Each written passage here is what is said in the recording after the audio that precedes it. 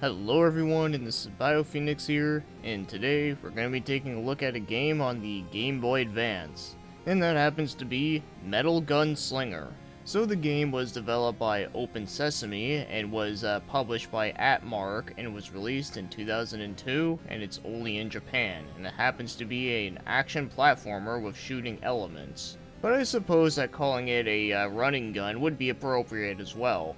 And the setting for this one is pretty interesting. It's Wild West, but also sci-fi, so it's very similar to Trigun, I guess. And before we get right into it, there is a story within this game and quite a lot of dialogue cutscenes, but the thing is though, it's only in Japanese and I really can't say much about it here. But it is good to know that you don't necessarily need to know the story in order to understand the gameplay itself, since it is an action-packed game. So I'm just letting you all know, I can't comment on it too much, but it is there for those that are wondering though. So let's just get right to the gameplay. So just like the usual action platformers out there, you go from one end and trying to get to the other end, and there's a lot of obstacles in your way, a lot of bad guys, and all that other fun stuff. And the game feels very similar to a mixture of Mega Man and Contra, at least those are the two biggest examples I can think of. So the part that reminds me of Contra is the fact that you can actually shoot in multiple directions.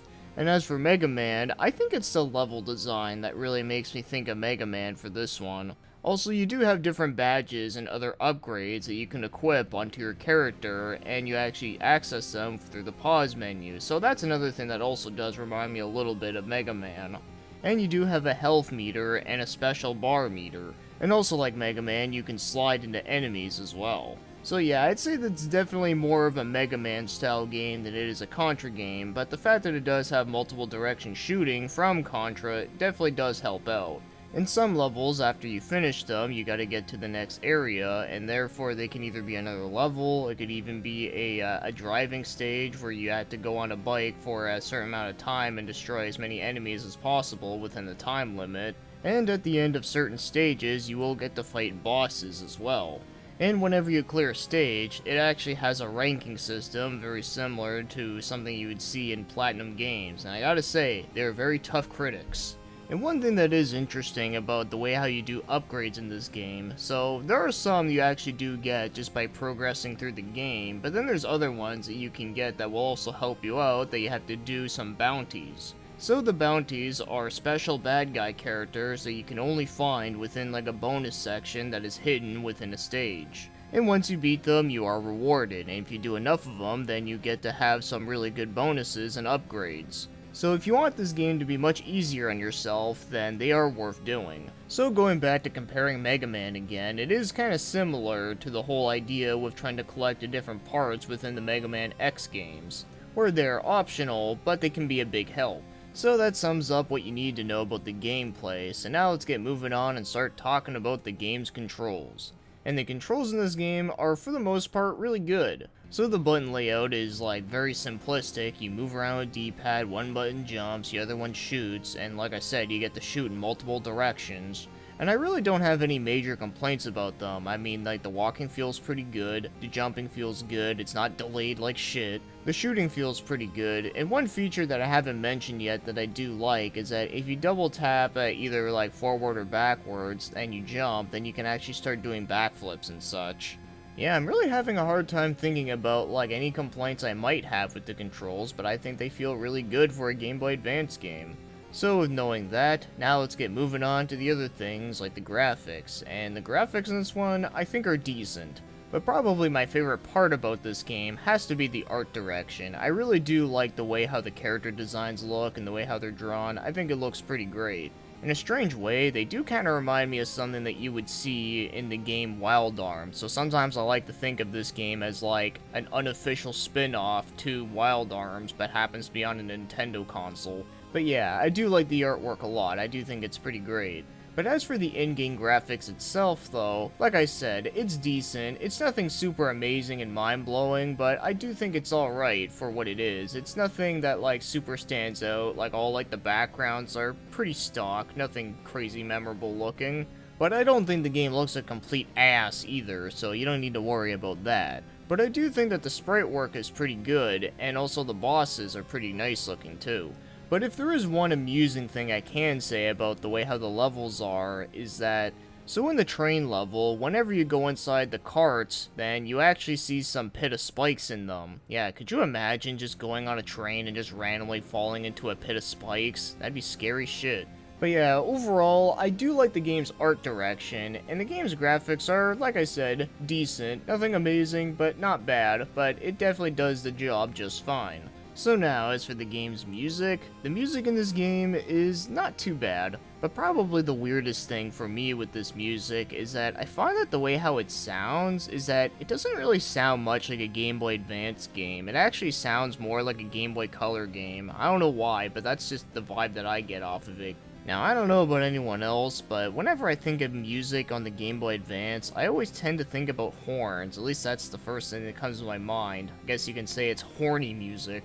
But yeah, with that aside though, I do think that the music itself does have some pretty good songs that I do like, but for the most part, it's nothing super memorable, but I do think they are fitting to the game. But I do like the boss themes quite a bit, and there is a couple tracks I have heard throughout the cutscenes that were also pretty cool sounding. So overall, I'd also say that the music is pretty decent. It does have a few things I do like about it though. So now, if you want to go out and buy this game, oof, this one is not a cheap one. So the cheapest I've seen it for was $130, and that's a loose cart, mind you. But before you go out and pay that sort of money for a loose GBA game, I should also note that there is actually a lot of bootlegs out there that might try to be hidden as actual legit copies, so that is something you need to be aware of. But if these copies on here that I am seeing are legit, then ouch, that's definitely a hefty price for a GBA game. Obviously, it's not the most expensive thing I've seen, but it's definitely one of the more expensive Game Boy Advance games I've seen in a while that is not Ninja 5.0. So now, as for my overall thoughts on Metal Gun Slinger, is that this game is actually kinda badass. I do enjoy this one. For that, it's a good, fun, simple action platformer that it's easy to understand even without knowing Japanese. And it does have a few interesting ideas of its own that I do like. For that, I do like the different stuff that they mixed with Mega Man and Contra. I do think it's rather interesting. And playing around with the different upgrades that you acquire throughout the game is also quite fun as well. I especially really like the one where you can actually shoot in slow motion in thin air. I find that one is very helpful. But as good as all this sounds though, I do have two complaints with this game. Nothing major, but they are worth noting. So the first thing I have to say is that the checkpoint system in this game doesn't seem to really work right. Now, most of the levels are pretty short, so if you do die near the end of a level, it won't take you much time to get back to where you were, which is a good thing, although unfortunately there are some levels later on that do seem to be a little on the longer side, and when you die on those ones, then it's a real pain in the ass. Now, there are totem poles that you do see throughout the levels, and whenever I shoot at them, or go near them, or, just mess around with them, sometimes I see the light thing on them flicker, sometimes it turns off, So no matter what I'm doing with these totem poles that seem like they are checkpoints, at least that's what I think they are, I see them a lot in every level, well, they don't seem to do anything, because even when I die, I don't respawn there. Or maybe they're not, and they just happen to look like that. I have no idea. There's no way for me to know. So that's the first complaint, and as for the second one, well, whenever you do get to a boss and then you die, thankfully you actually restart at the boss, which is a great thing. That's actually the best part about that aspect. But the thing that sucks about it is that even when you do respawn at the boss, it actually does not gain your health. So let's just say if you get to the boss at low health, then you're pretty much fucked and you might as well just restart the level all over again. But aside from those two things though, I really can't think of anything else. I actually do think this is a really enjoyable game. It is a little frustrating with those two things, especially in the later on levels, but other than that though, I do find it to be rather enjoyable, and I can recommend it for anyone that is a fan of both Mega Man and Contra. Also, if you are a fan of the sci-fi and Wild West sort of deal, then I do think this is a rather good one. And there's not many other games I can think of that are kinda like this. I mean, the closest thing I can think of would be like Sunset Riders, although that's more like a Contra game. And then there's also a Mega Man style game called Gunman Clive, which is like an indie game. And I'm sure there's another one out there that I'm completely forgetting about, but yeah, I do find this is a rather solid game with that setting. And it's also from a company that I've never even heard of whatsoever. Like, have you ever heard of a company called Open Sesame? I sure as hell haven't. So it's yet another enjoyable, obscure game I found.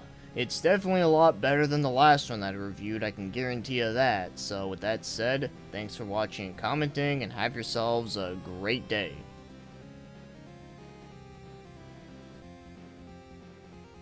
Has anybody got a dime? Somebody's got to go back and get a shitload of dime.